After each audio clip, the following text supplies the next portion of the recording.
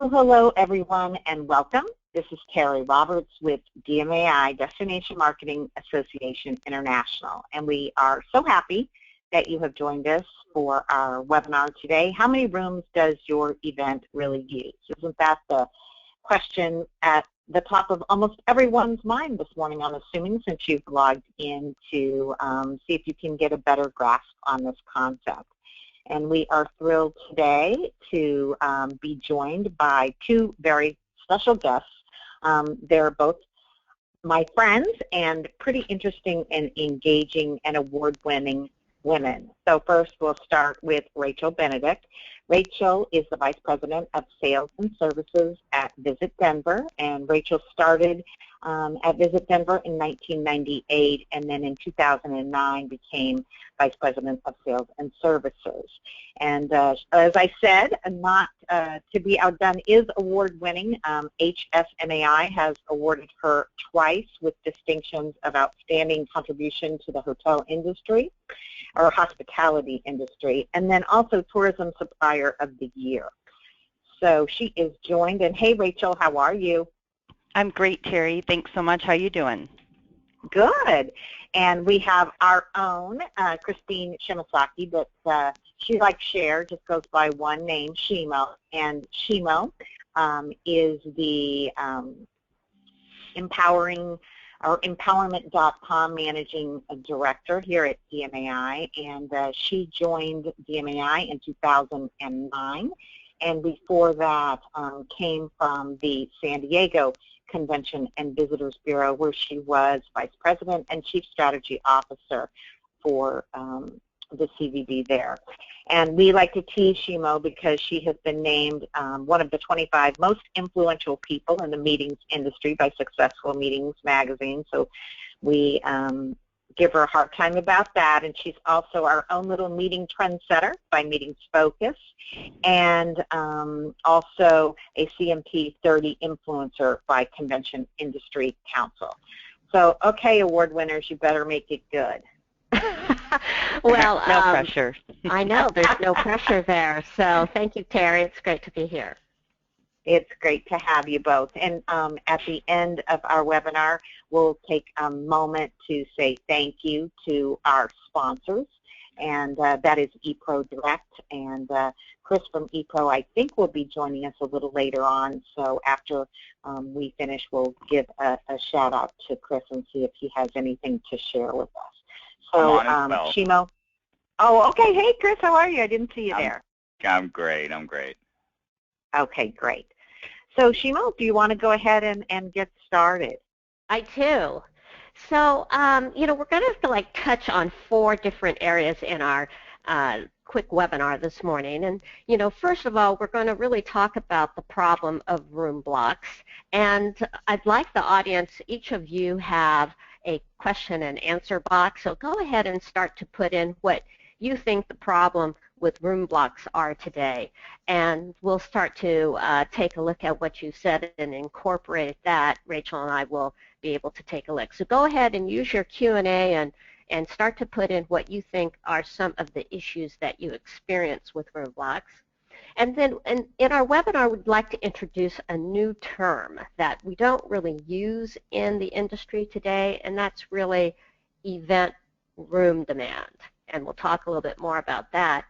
And this is about a study that we've done, event room demand study, and we'll really start to talk about its findings and what that means to us. And then what do we do moving forward? So this is and we're starting to see some of you chime in on your answers, so thank you very much for submitting them. So what seems to be the problem, you know, with room blocks today? I think that there are a couple of issues, and Rachel, you and I have been talking about this quite a lot since we've done the study, but why don't you talk a little bit about what the issues are? Absolutely, and we really see these falling into 3 main areas right now, and the first being attrition clauses. And really what that translates to our meeting professionals is risk. So the sort of the back and forth that's happening between our meeting professionals and the hotel community around attrition is oftentimes what's causing the blocks to potentially be lower than they should be, and really a desire to make sure you don't overblock due to those attrition clauses. And then there's also what we call, everyone sort of has maybe a different name for it, but it's about negotiations. And what that is the rooms to space ratio. So each city has booking guidelines. So you need to have enough rooms to get the space that you want at the convention center, and also for hotel business as well. So there's that room to space ratio conversation that's happening that really highlights the importance of that room block. And then right now we're certainly seeing some impacts due to the fact that we are firmly into a seller's market. So that's creating some of its own challenges because the hotels have a lot of pressure on their hotel salespeople from ownership to really sort of make hay while the sun is shining. So that seller's market impact cannot be understated right now. And what the audience is really saying, Rachel, is that, the fact is that your attendees are really booking outside the contracted room block. And it's really a challenge. Kathy, I think you're chiming in here that contracting enough rooms without too many, right? So that's that attrition clause / risk scenario. And I think that you're not finding that there's enough fluidity, right, in our process because, people are booking shorter and shorter term. As you sort of say, Stacy, you need to be able to add rooms onto the block before and after if they want to stay. And so hotels often, want all of that known up front. So I think that, we're really starting to see a lot of issues kind of surface around room blocks. So thank you for that. And, I think that we often kind of make the assumption, Rachel, that, as you said, citywide, you would kind of expect more of this, right? But I think the issues are also to be really dealt with for those of you planners that are just using one single hotel. So we're going to kind of take a look and see what the behavior pattern is for you and what might the trend be. Are we headed to more and more attendees booking outside the room block? So I think that we're advocating, for a new view when it really kind of comes down to it. And I kind of skipped pretty rapidly over that other slide. But, this new term, Rachel, about event room demand, I think, what do you think are some of the takeaways that planners can have from this new view?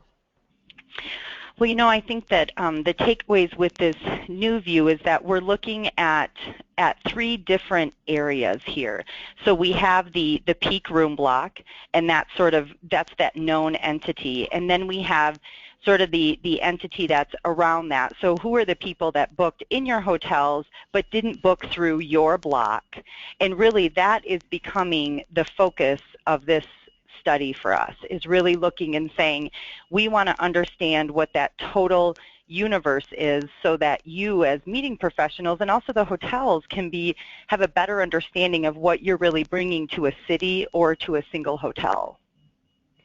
So now what we're doing is that we have this typical view, right, Rachel? I mean, we're accustomed to having a number for our attendees, and in this example we're illustrating 5,700 is the number of attendees, for example, and then we have this peak room block, which is 2,210, and this is not unheard of, right? And I think a lot of the planners on the room, in the audience, really kind of relate to this, that you have all these attendees, and we know they're not all sleeping together.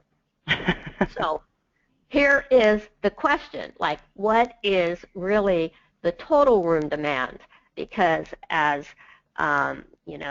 Elaine and some other planners on the call today really kind of talked about, she's seeing more and more rooms getting booked outside the contracted room block.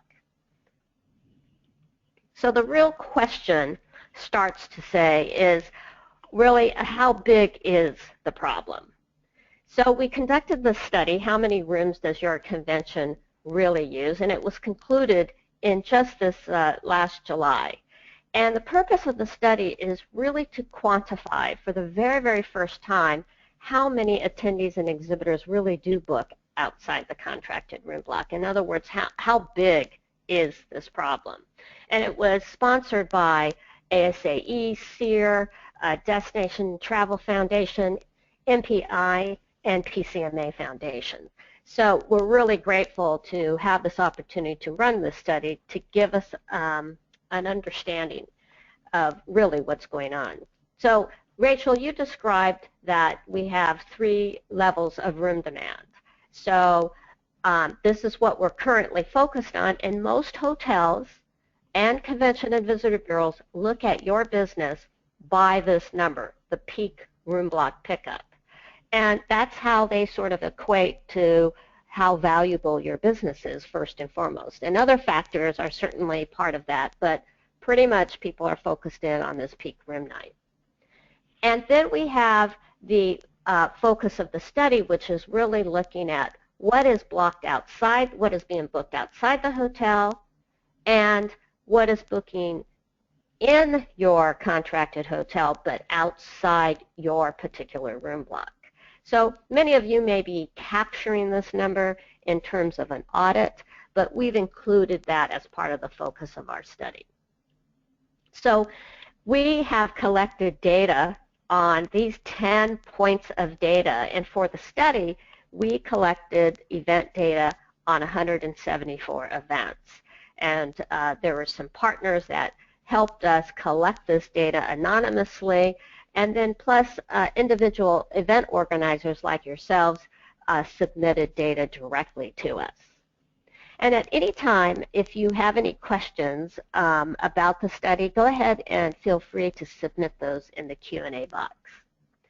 So there's basic information, but one of the key points is here, number 6, is that we collected anonymous zip code data of all the registered participants.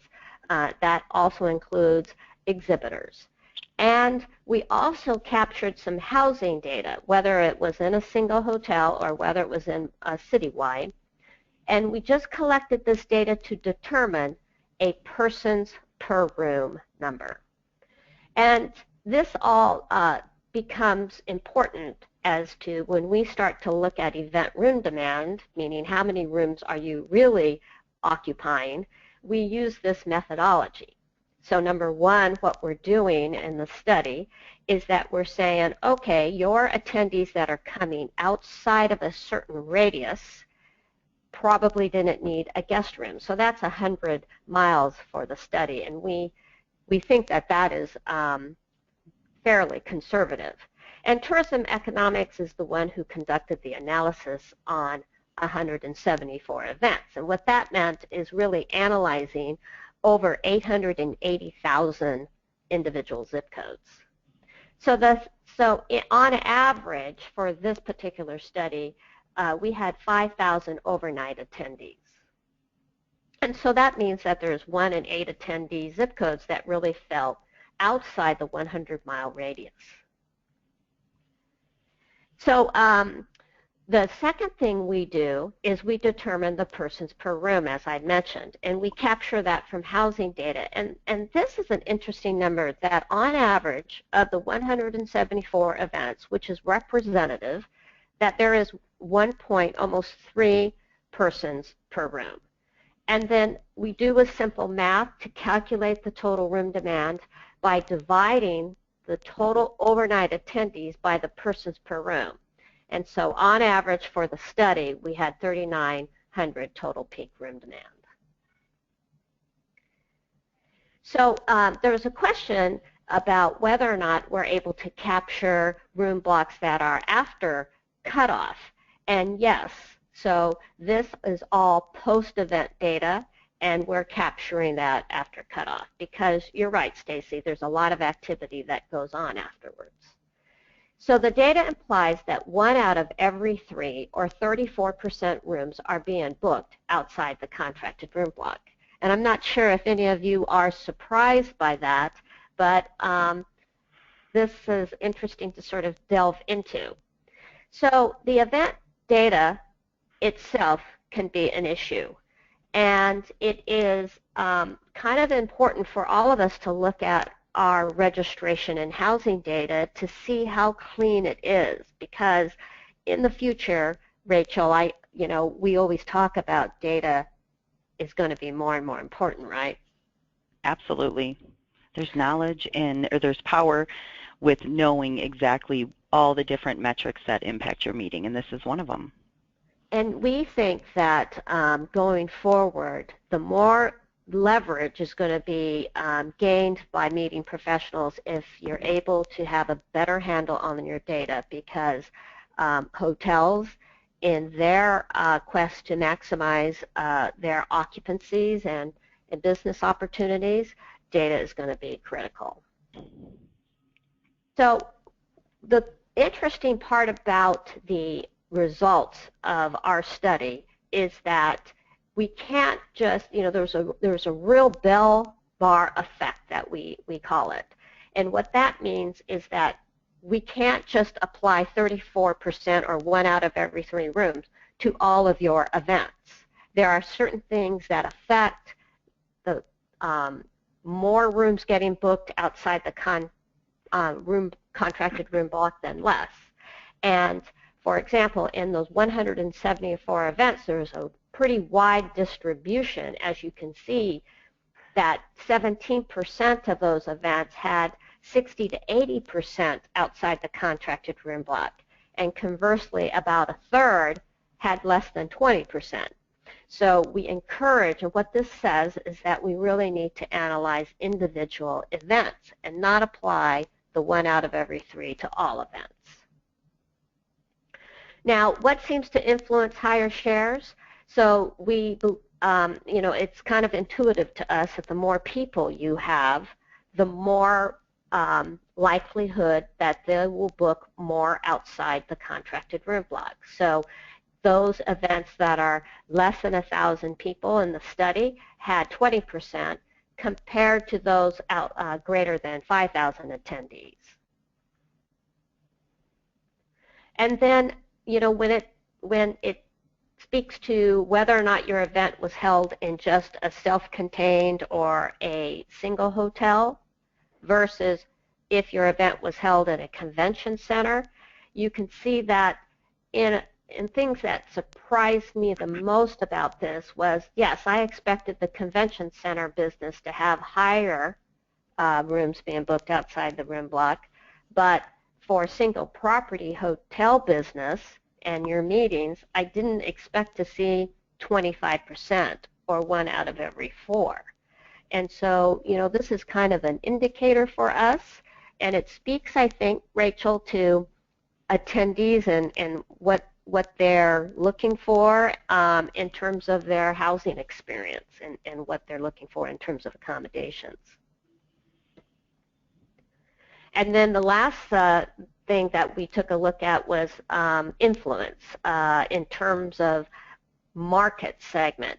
And so of those of you that are in the sports and recreation market segment, seeing a lot of rooms being booked outside the room block, as well as those multi-level marketing events, compared to those in the medical. But government, conversely, really saw much lower rooms being booked outside the contracted room block. So, having said all that, Rachel, what is your take on what our collective goal, knowing what we know? Sure. Well, and typically we know in this industry we're herding cats. Here we're actually going to herd sheep. But really what this is about is that planners, DMOs, and hotels need to work harder, but the key is that we need to work harder together. And this is really about all 3 entities coming to the table and having different conversations and looking at different strategies. And then the key to that really is looking at different ways to measure the value of a piece of business. So this really is about everybody coming together and being willing to look at things through a little bit of a different lens, essentially. And, I think that when we really think, okay, this is where we're at, the study was insightful, but what what really can planners do? So number one, there are different strategies that other planners are using that are really getting what might be considered more efficient use of the contracted room block. And there was a study published in 2003, which is quite dated, but when we looked at the and it's called the Convention Industry Council's Project Attrition Decision Making Matrix. And this matrix really offers various strategies planners can use to ensure more efficient use of the contracted room block. And we will be sending that resource out along with the copy of our presentation today to all of you that are on the call. And when we talk about data, again, that was the importance that we highlighted earlier, but it really is about getting your events data. So asking your hotel, your convention center, your DMO for the information regarding your group, because truly knowledge is power. So the more information you have, the more equipped you are to better position your meeting in a particular hotel that you would like it to take place in, or in a particular city. And I know that, Sherry, I see one of your questions about a room block problem where you say that your room block is full shortly after your housing opens, and then there's a lot of last-minute cancellations. So again, when we're looking at data and when we're looking at some of the suggestions from CIC's Project Attrition, if you know that behavior, then how do we better equip you to deal with it? So maybe there's always sort of this carrot and stick approach, and I think most of us lean towards the idea of the carrot, but there is the stick sometimes. So do you look at that and say, you know what, we're going to change the cancellation structure at a week out, or we're going to make it, we're going to influence behavior so that people are doing what we want them to do. So again, it really goes back to the data. So the more you understand about your attendees and your meeting, the better equipped we're going to be as DMOs and also the hotel community to help you achieve your goals.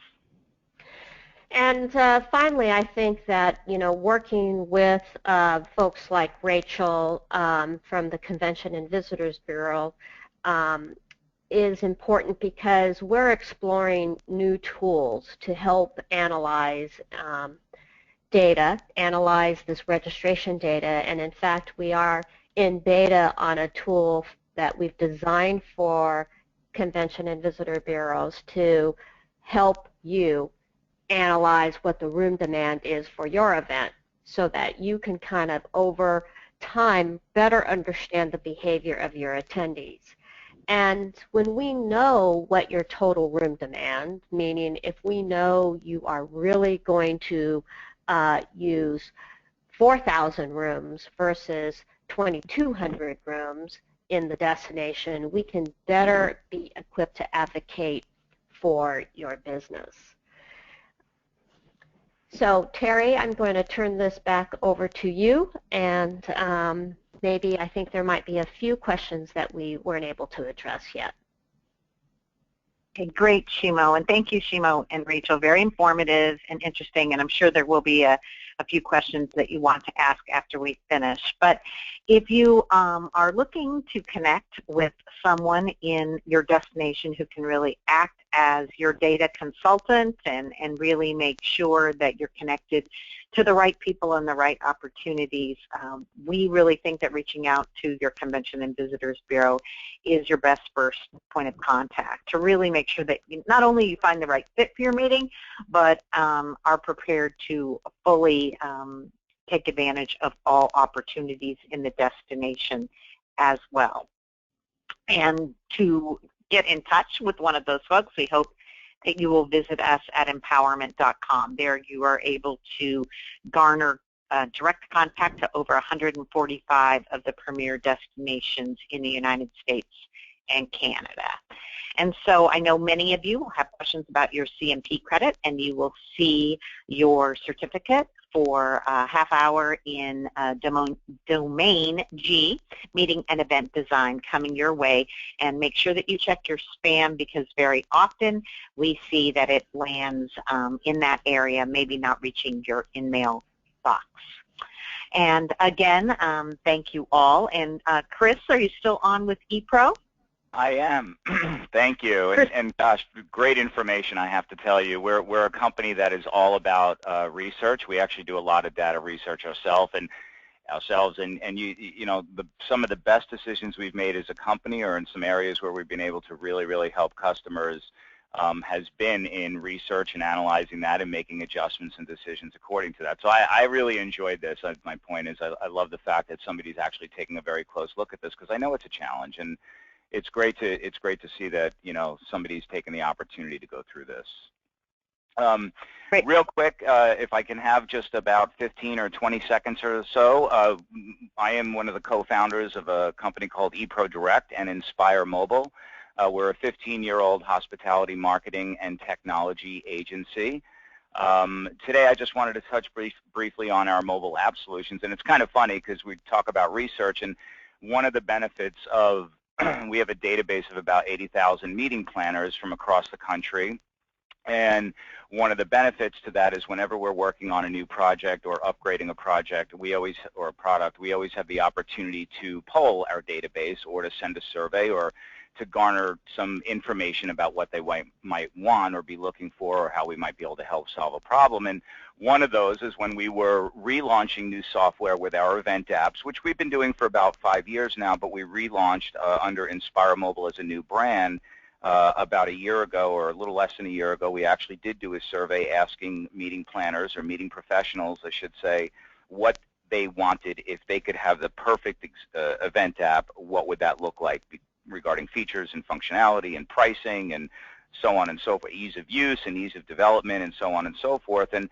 we pretty much took that and we went to a new software, or we hired a new software person to build exactly what meeting and event organizers were looking for, and that's what we've come up with. So we pay very particular attention to making the process very easy, amazingly simple for people to launch an event app for their event, because we understand that it's more, you know, this is an addition to their current responsibilities in a lot of cases. So we actually had our software company go through every single step of where we work with a planner or whoever's handling the app, and determine how do we make this easier, and how do we make this easier without sacrificing any part of the product itself. So thank you again, though. I appreciate you giving us the opportunity to talk. And if anyone is interested in learning a little bit more, we can do a very quick demo. You can reach out to me directly. My email is chris, chris.wezel, W-E-Z-E-L, at eProDirect.com. That's E-P-R-O-D-I-R-E-C-T.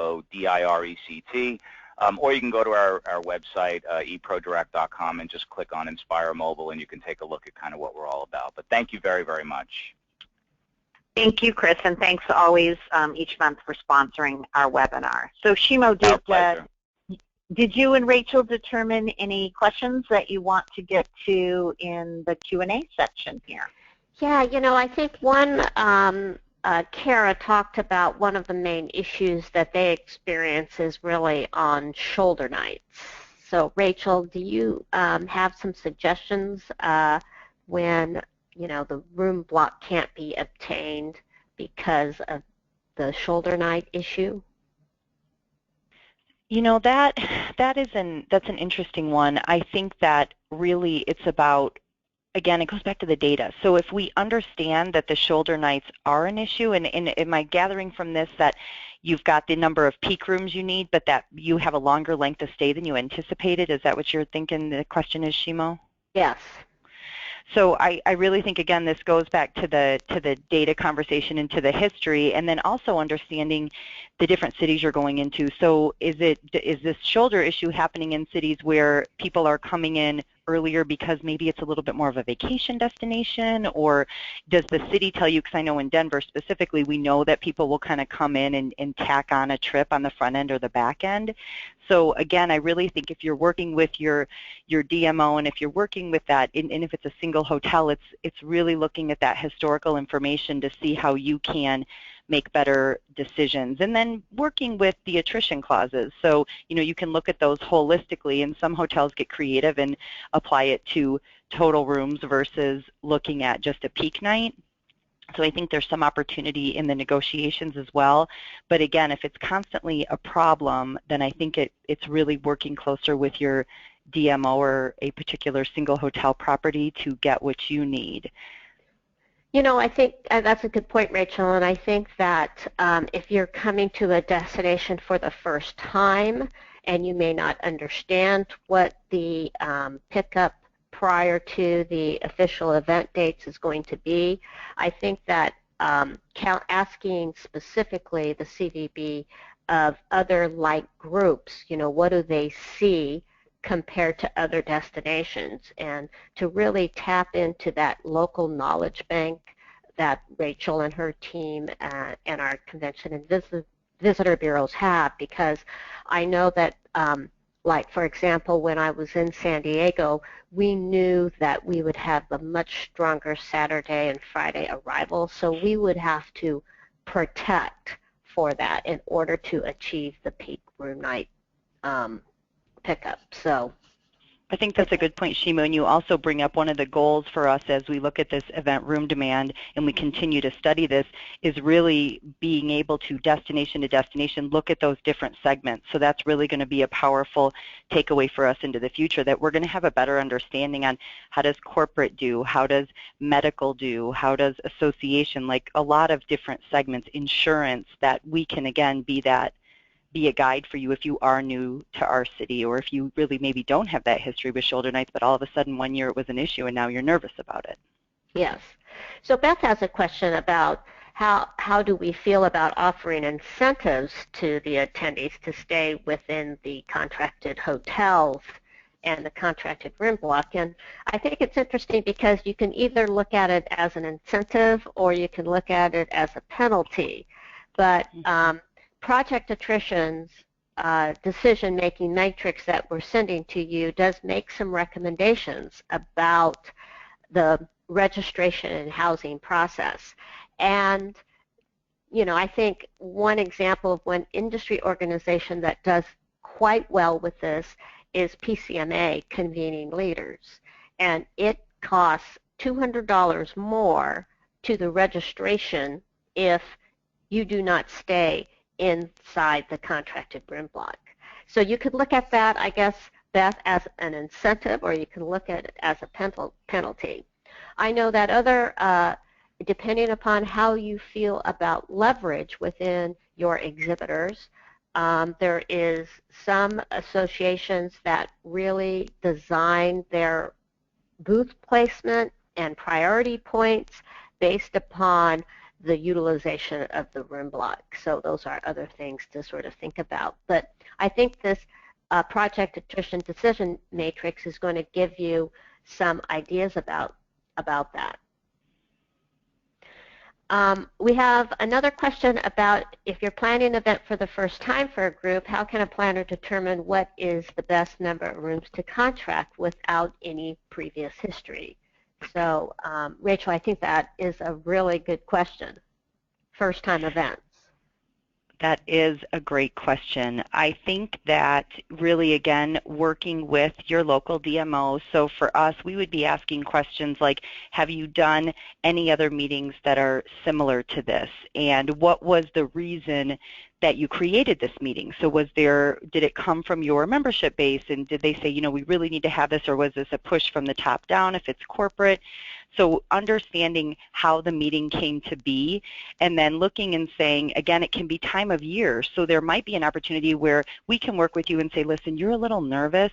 We understand you're nervous, so maybe let's not look at a peak demand time where if you don't block enough, you're going to be in trouble and you're going to, you know, really potentially push people out to areas that you're not comfortable with, in looking at maybe different patterns. So if we know there's a strong business travel base over certain days of the week. So working with us to say, how can we minimize your risk? And if it's a new meeting and if it's short term, most DMOs really, they want to work with you on that, because short-term opportunities are great. They can help make a good year great. They can sort of put that icing on the cake. So when you're looking short term to say, listen, we want to create this new meeting, we need you to work with us, there's a lot more of a willingness to do that when someone's not saying, we're going to launch this in 2019, because then you feel like you're taking a big risk.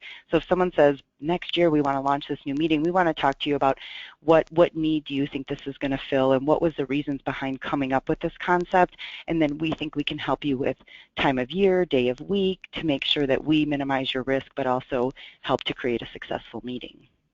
Yeah, I think that's excellent. And certainly being upfront about all of that too with the hotels, you know, Rachel, as you say, is very important, because they too might have some suggestions for you. Well, Terry, I think that we are out of time, and I don't see any other questions. Well, thank you both. Thank you, Rachel and Shimo. And I thought it was great, lots of interaction and really great questions. And like I said, look in your email box next week, early next week, and we'll be sending you not only your certificate, but a link to the recorded webinar and the supporting documentation that Shimo mentioned as well. So thank you, everyone, for joining us for this empowerment webinar, and we look forward to seeing you next month, when our topic will be all about social media and how it can be a great guide to beefing up your attendance. And you will also get a link to register for next month's webinar in our follow-up email, and we hope you will do that as well. Take care and have a great day. Thank you. Thank you.